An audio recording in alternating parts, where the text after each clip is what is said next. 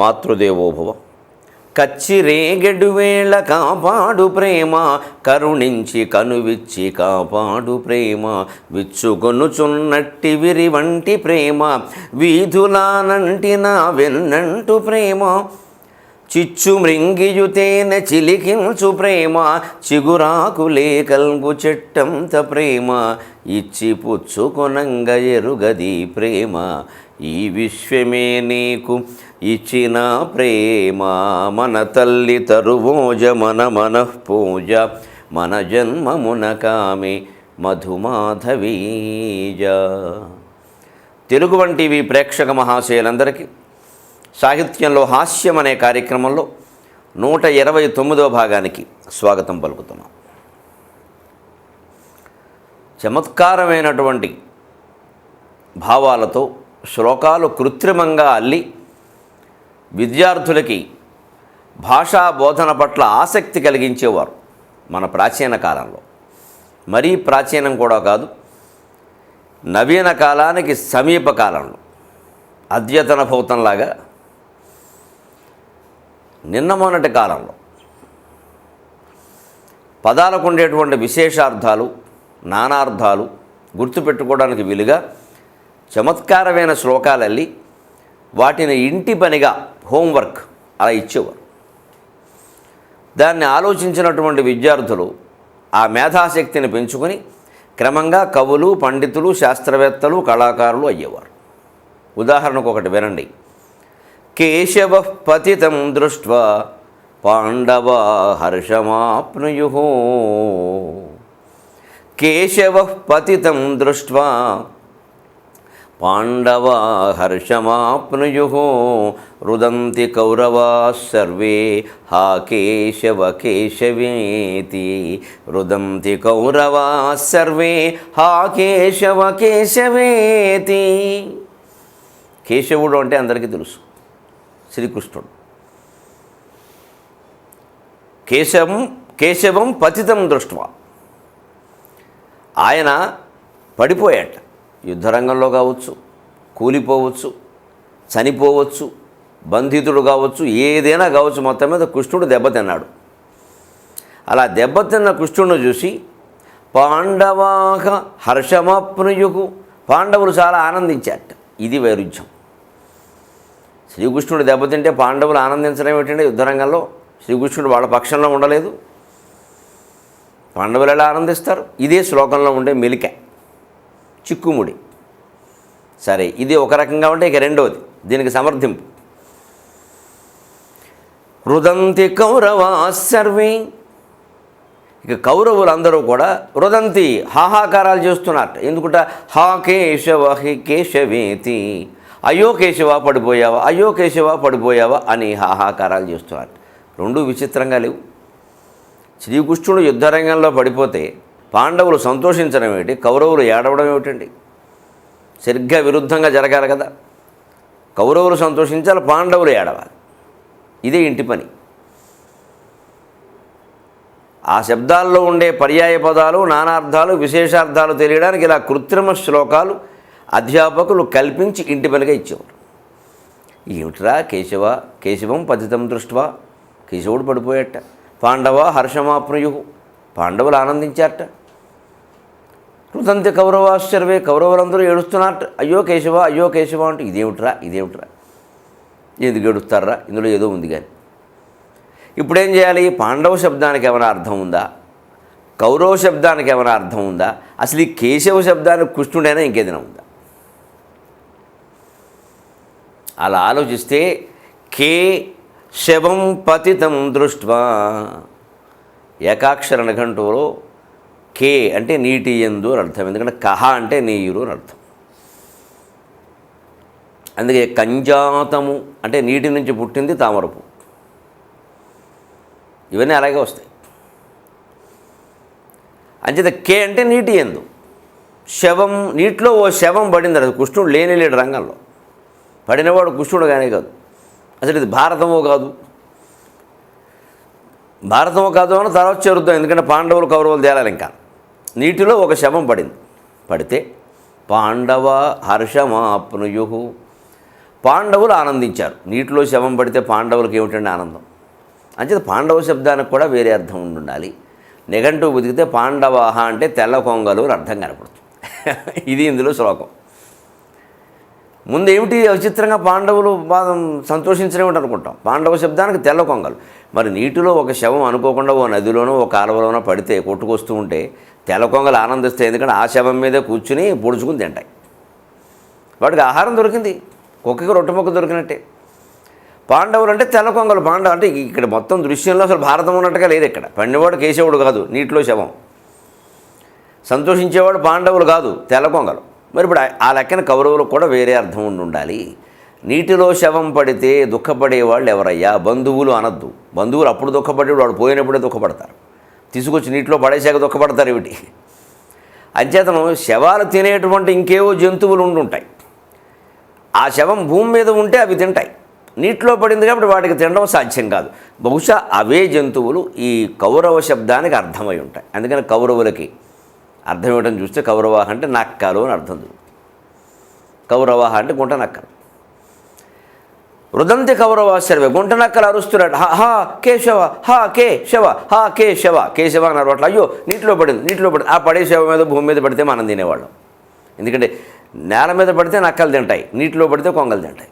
మనకి పూర్వం కూడా చిన్న తరగతుల్లో ఒక పాఠం ఉండేది. ఓ కొంగ నక్కని విందుకు పిలిచింది. ఒక నక్క కొంగనో పోనేది. నక్క బావ కొంగ బావ అని ఉండేది. నక్క కొంగని విందుకు పిలిచింది. పిలిచి పళ్ళెంలో పోసింది పాయసం. బాగా వెడల్పుగా ఉండే పళ్ళెంలో పాయసం పోస్తే నక్క తింటుంది కానీ కొంగ ఎలా తింటుందని ఇంత పొడుగు ముక్కెట్టుకుని తినలేకపోయింది. తిను చూస్తామే నీకోసమే ప్రత్యేకం పంచదార ఎక్కువ చేశా ఏవో చెప్పింది కబుర్లు. ఏమో పాపం నక్క తినలేకపోయింది, కొంగ తినలేకపోయింది. ఎంత పొడుచుకున్నా ఒక బిందువు మించి రావట్లేదు. ఈ బిందువు లోపలికి వెళ్ళేలోగా జారిపోతాం. తెలివైంది నక్క. అప్పుడు ఆలోచించి ముందు తోచలేదు కానీ ఈ వంకర బుద్ధులు తర్వాత తోచి ఈసారి అది పిలిచింది. నువ్వు రావయ్యా నక్క బావ. శుభ్రంగా పాయసం పెద్ద కూజాలో పెట్టింది. అది సన్న మూతన్న కూజాలు. తిను ఉంటుంది. ఏం తింటుంది నక్క? అందులో కొంగ శుభ్రంగా ఆ ముక్కు పెట్టి తింటుంది. హాయిగా పీల్చుకుంటుంది. ముక్కు నిండా పీల్చుకుని లాక్కుంటాం నోటి నిండా. నక్క మూత అందులోకి వెళ్ళదు. తీరా కూజ పడగొట్టింది అనుకో పాయసం అంతా గడ్డిబాలు అవుతుంది. ఇది దెబ్బకి దెబ్బ అంటారు. నక్క బావ కొంగ బావ అని చిన్నప్పుడు ఉండే. ఎత్తుకు పై ఎత్తు అనేవారు. పిల్లలకు వ్యూహాలనే నేర్పేవారు. అలాగా నీటిలో పడితే శవం కొంగలు ఆనందిస్తాయి, నేల మీద పడితే నక్కలు ఆనందిస్తాయి. ఇంచేది ఇందులో పాండవులు లేరు, కౌరవులు లేరు. అసలు ఉన్నవాడు కేశవుడు కానీ కాదు. మనం ప్రసిద్ధంగా అనుకునేటువంటి శబ్దాలకి ఉండే అప్రసిద్ధమైన అర్థాలతోటి అందమైన కృత్రిమమైన శ్లోకాలు, పద్యాలు, మాటలు సృష్టించగలిగితే ఎంత అద్భుతంగా ఉంటాయండి, ఎంత విచిత్రంగా ఉంటాయండి. అమ్మన్నగారు ఏమవుతారు అంటే మనకి అమ్మన్నగారిని ఒక ఆయన ఉండేవాడు అంబాజీపేటలో, అమలాపురంలో. ఆయన అందరికీ ఏదో భోజనాలు పెట్టేవాడు. ఎవరు వచ్చినా ఏం మాట్లాడకుండా చేసేవాడు. ఒక ఆయన కూడా వచ్చాడు. ఆయన చుట్టంగా ఏం కాదు, వచ్చాడు. కానీ ఆ చుట్టాల్లో ఒక ఆయన నాడు బావమరిదే ఎవరో. ఆయనకి అర్థం కావట్లేదు. ఆ బావగారు ఇలా అందరికీ దారపోసేస్తున్నాడు వరుసగాను అని చెప్పి ఎవరో వచ్చి ఊరికే భోజనం చేసి 4 రోజులు వెళ్ళిపోతూ ఉంటే అమ్మన్నగారు ఏమవుతారు అన్నట్టు. ఈయన అన్నాడు మావయ్య అన్నట్టు. ఓ మేనమామేమో అమ్మన్నగారు. ఆయన పేరు అమ్మన్న. మావయ్య అనుకున్నాడు. తీరా విషయం విచారణ చేస్తే తెలిసింది ఏమయ్యా. తర్వాత అడిగేట మావయ్యని ఇంతకి, అమ్మన్న ఏమయ్యా బావ నీకేమవుతాడని. నాకేం ఎవరయ్యా అతిథిగా వచ్చాడంటే. అదేమిటి మరి మావయ్య అవుతాడన్నామంటే మీరేమన్నారండి? అమ్మ అన్నగారు ఏమవుతారు, అన్న మేనమావయ్య కదండి, అందుకే నేను మావయ్య అన్నాను అన్నట్టు. అది ఆయన పదం విడదీశాడు. ఆయన పేరే అమ్మన్న, తమ్మన్నలాగా. ఇప్పుడు తమన్నా అని మనకు హీరోయిన్ ఉంది. తమ్మన్న అంటే మొగాడవుతారుగా, అలాగే అమ్మన్న అని ఆయనకి పేరు. ఈయన అర్థమలాగాడు. అమ్మకి అన్నగారు ఎవరు? మావయ్య. మీ అమ్మ అన్నగారు ఏమవుతారని అడిగాను. అంటే నాకు చుట్టరకని తెలియక మిమ్మల్ని అడిగాను అమ్మ అన్నగారు ఏమవుతారో. నాకు అవన్నీ అనవసరం అండి, మీరు అమ్మ అన్నగారు ఏమవుతారన్నారు, నేను మావయ్య అని చెప్పాను. నా పని అయిపోయింది. ఆయన అడిగిన ఉద్దేశం వేరు, నేను చెప్పిన ఉద్దేశం వేరు. మొత్తం మీద 4 రోజులు కందా నడిచిపోయింది అక్కడ.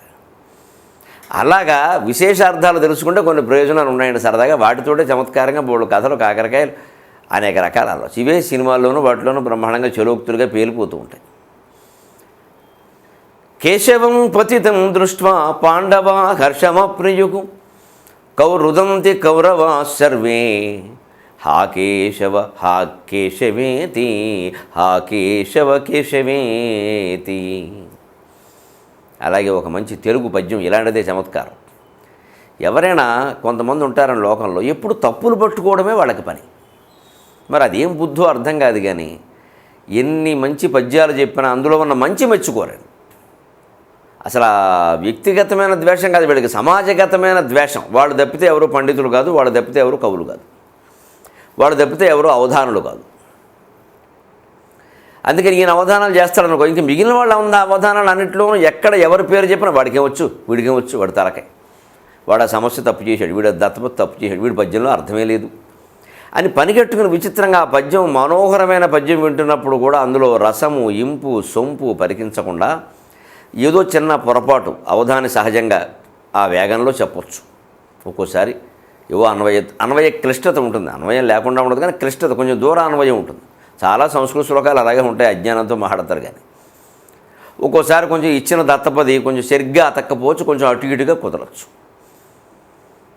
అది కూడా సహించకుండా మాట్లాడతారు. వ్యక్తిగతమైన ద్వేషం, వాళ్ళ గురించి ఒళ్ళు మండి ఓ పద్యం ఉంది.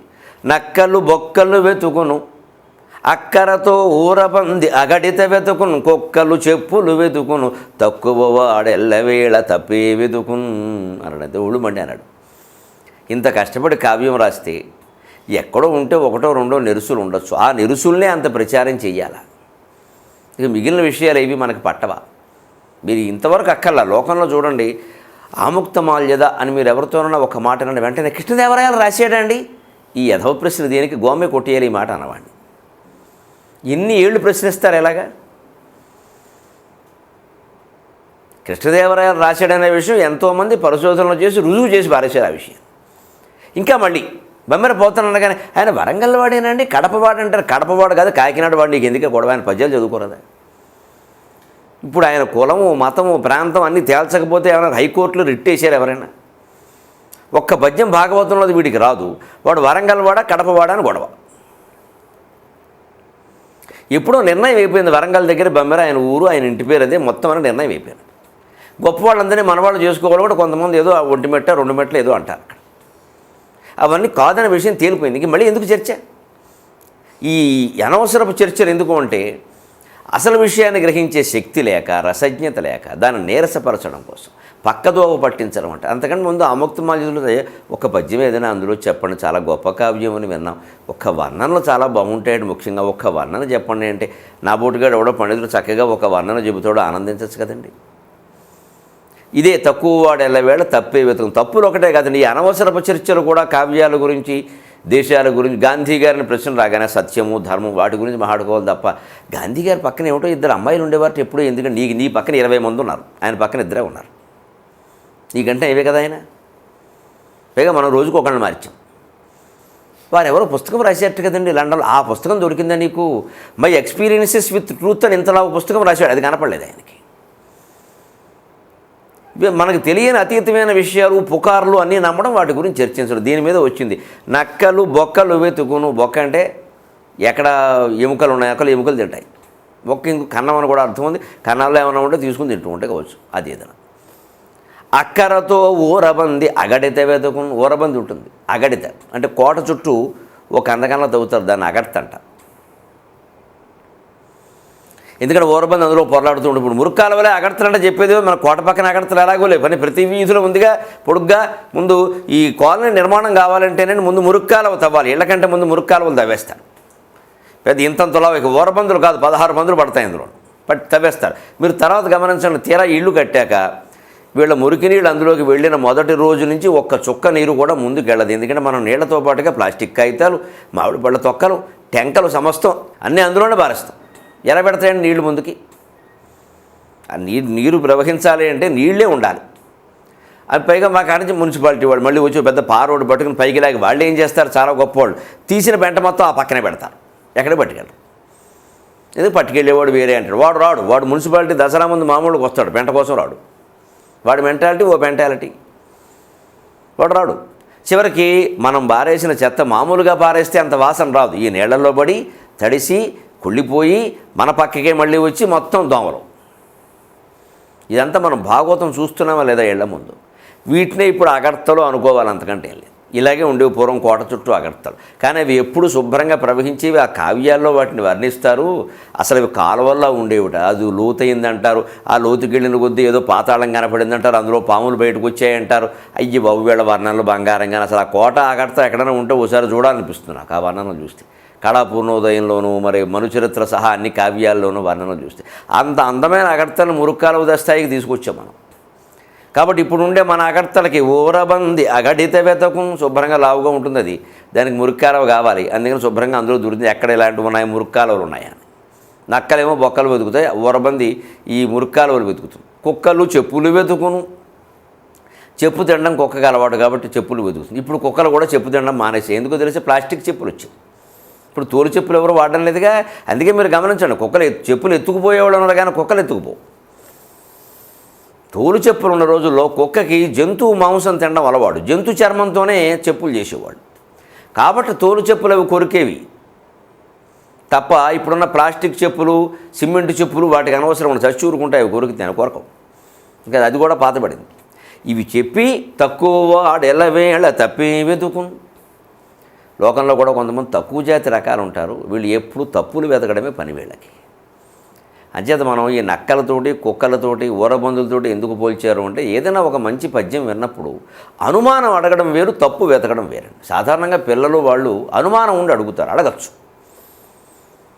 పండితులు అలా కాదండి. కొంతమంది పెద్ద వయస్సు వాళ్ళు తప్పు వెతకడమే పని వాళ్ళకి.